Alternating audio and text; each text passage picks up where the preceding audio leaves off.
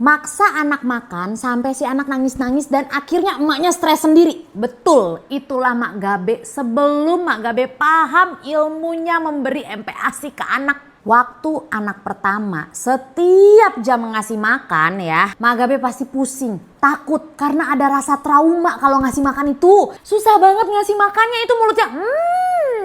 Anak umur setahun loh, Mak Gabe suruh keluar. Udah keluar aja sana kalau nggak mau makan. Itu ketahuan kan yang sakit dan gila itu siapa? Maknya. Ya kali anak kecil dipaksa makan. Kita aja nih orang dewasa lagi kagak mau makan dipaksa makan. Kesel ya nggak? Apalagi anak kecil. Mak Gabe kalau inget proses-proses itu tuh nyesel senyesel-nyeselnya. Ya tapi kan di sisi lain sebagai orang tua kita tuh pusing kalau anak nggak makan ya kan. Kita kerja mati-matian cari uang biar bisa beli makanan bergizi buat anak. Tapi kagak dimakan. Emaknya gendut, bapaknya bongsor, anaknya kurus cungkring. Kayak orang kelaparan. Sedih hati mama. Nah tapi nih sejak punya anak kedua yang Mak Gabe persiapkan yang pertama pemberian ASI. Yang kedua belajar lebih dalam tentang MPASI. Pertama ya, jangan mulai dengan buah.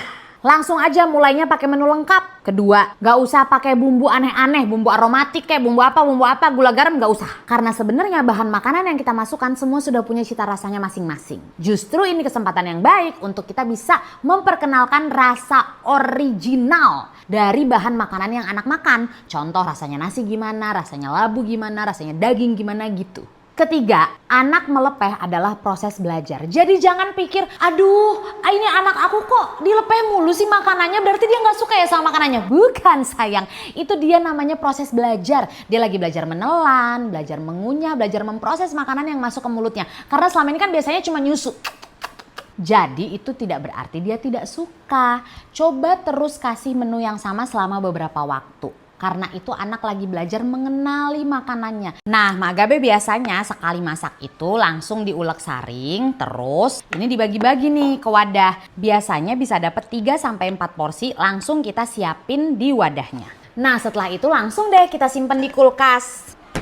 Jadi tinggal langsung dipanasin deh kalau anaknya mau makan. Tapi harus diingat ya Bu Ibu, ketika kita menyimpan MPASI anak di kulkas, pastikan kulkasnya rapih dan bersih. Supaya MPASI anak kita tidak terkontaminasi bau-bau yang tidak baik. Contohnya, bahan masakan seperti ikan, daging-dagingan itu harus kita pisahkan dari yang sayuran dan buah. Terutama MPASI, supaya MPASI-nya enggak bau amis. Karena alasan itulah Mak Gabe pakainya kulkas side by side dari Maidea. Ini nih kodenya.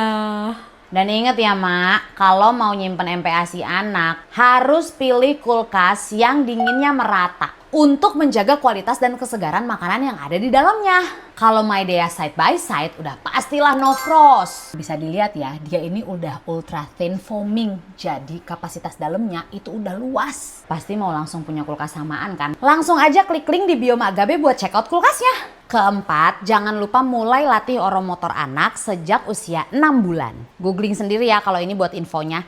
Dan yang kelima, sabar. Ingat, jangan bikin pengalaman makan anak menjadi pengalaman yang traumatik bagi ibu dan anak. Karena pengalaman makan ini harusnya menjadi pengalaman yang menyenangkan dan membuat anak itu suka makan.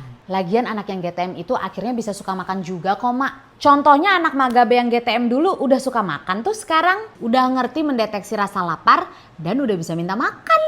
Tanpa tambahan suplemen penambah nafsu makan. Ya udahlah, intinya semangat dan selamat nemenin anak belajar makan ya.